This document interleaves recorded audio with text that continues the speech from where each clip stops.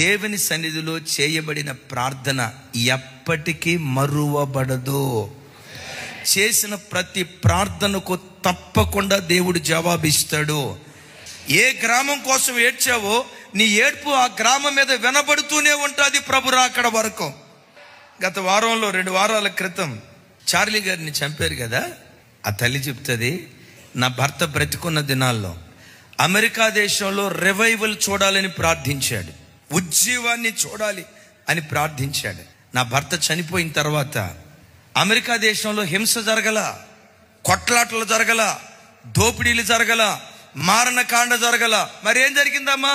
నా భర్త ఎప్పుడైతే చనిపోయాడో, నా భర్త చనిపోయిన తర్వాత 10 సంవత్సరాల నుంచి కనీసం బైబిల్ ముట్టుకోలేని వాళ్ళు కూడా బైబిల్ తెరిచి చదవటం ప్రారంభించారు.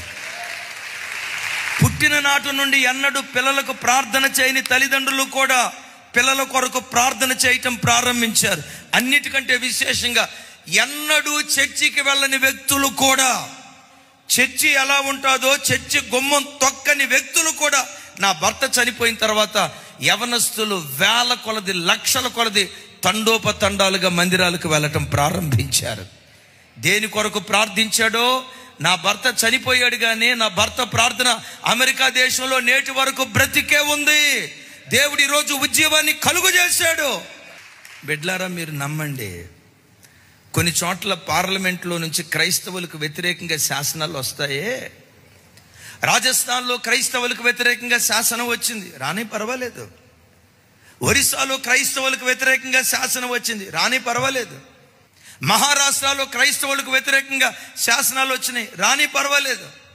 ఇలాంటి శాసనాలు వచ్చినాయన్న వార్త విన్నప్పుడు ఎస్తేరు, మొర్దెకై, యూదులందరూ ఏ పని చేశారో సంఘం ఆ పని చేయగలిగితే ఎమ్మెల్యేలను దేవుడు లేవనెత్తుతాడు. క్రైస్తవ కుటుంబాల్లో నుంచి మినిస్టర్లను దేవుడు లేవనెత్తుతాడు. క్రైస్తవ కుటుంబాల నుంచి సీఎంలను దేవుడు లేవనెత్తుతాడు. మీరు అనొచ్చు, ఇక్కడ కుదరదన్నా.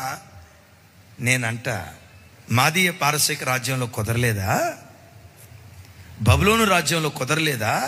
అమ్మబడిన దాసుడిగా వచ్చిన యోసేపు ఐగుప్తు దేశంలో ప్రధానమంత్రిగా నిలవబడలేదా?